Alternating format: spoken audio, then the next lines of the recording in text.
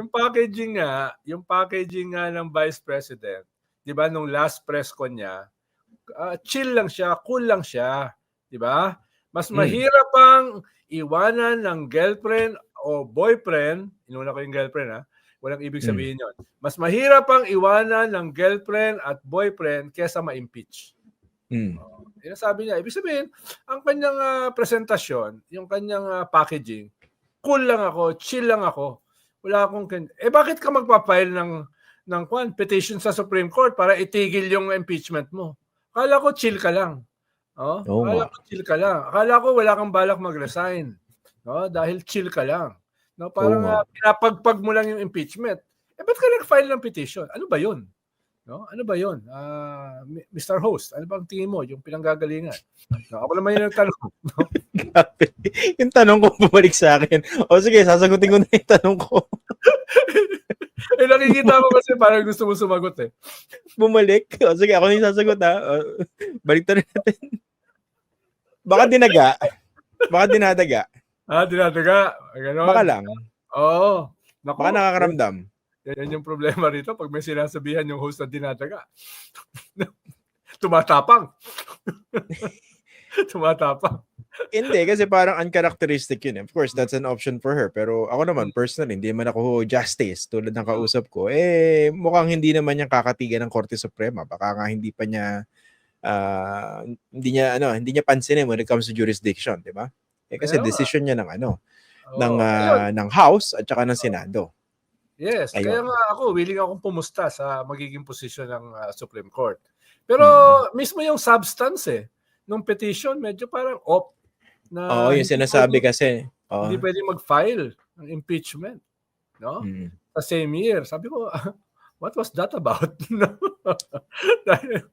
Ang kiniklaim niya kasi dun sa mga viewers natin, kung hindi kayo familiar, kasi merong first 3 impeachment cases na isinampa laban dito kay Vice President Sara Duterte, pero hindi siya kumilos, hindi siya umandar.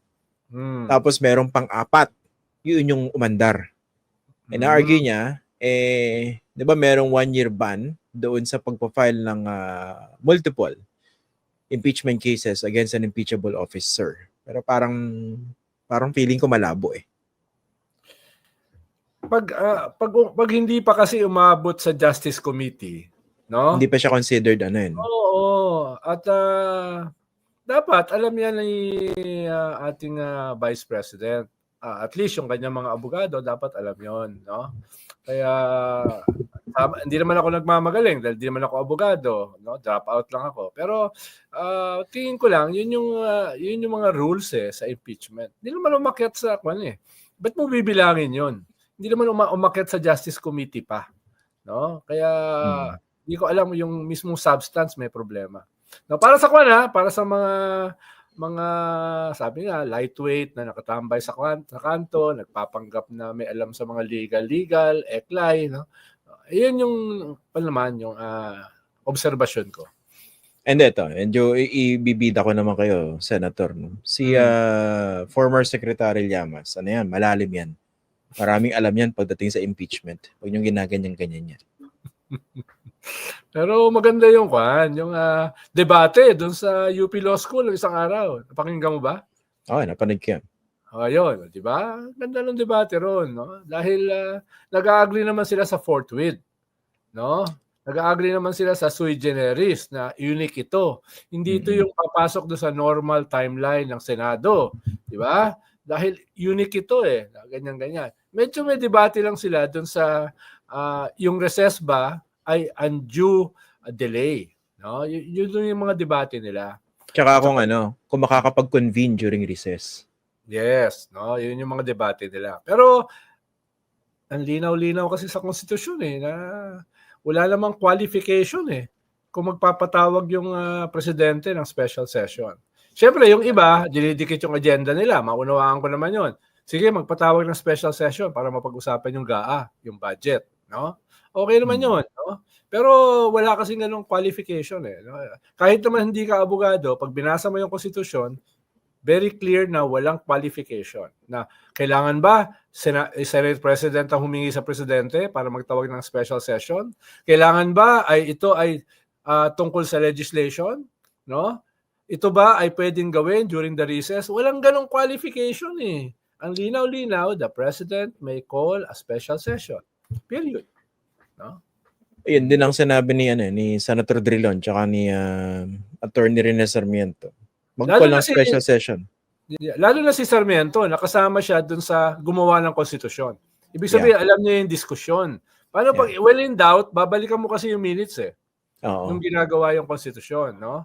Ganyan din yung posisyon ni Ascuna, no? Ni former Supreme Court Justice Ascuna, no? Na pandel, magaling din sa ganyan. Yun, mga heavyweight talaga yan, no? Mga heavyweight. Tayo kasi pag katulad tayo ng mga Pilipino, pag may impeachment, lahat ng Pilipino, kahit yung mga tambay sa kanto, abogado. Eksperto lahat, pandits. Parang parang nung lumalaban si Pacquiao pag live, 'di ba? Lahat boxing analyst. Yes. So tayo kasama tayo doon, yung mga mimiron-miron, no? Mimiron-miron. Except sa host, dahil yung host professor 'yan eh, tuturo 'yan, no? Kunyari light heavyweight. Ano lang tayo? Minimum weight. Minimum weight lang tayo. Kung sila Frank, sila Juan. Super heavyweight na 'yon in terms of gravitas. Tapos ako lightweight. No, yung host naman light heavyweight. Hindi, minimum weight nga ako eh. Yun yung pinaka dulo eh. Straw weight. Yan. Ito Sen, napanood mo ba yung press con ni Senator Escudero? Na isa sa mga takeaway ko ron, talagang parang ayaw niya magpa-pressure. Hindi raw siya affected nitong mga pressure coming from either side. Yung mga gustong... Tatlo lang naman daw. Tatlo lang man daw, kaya wala raw clamor. Public clamor, tatlo lang. Di ba? Baka may kumilos next week na maghanap ng 10 million signatures. No? Talaga? Sino? Ng national movement. No? Mga guess mo rito.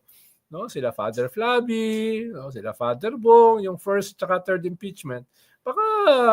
Baka kanyan, nasa asar nila, magbuo sila ng People's Movement, People's Impeachment, People Tribunal, dahil hindi kumikilos ang Senado.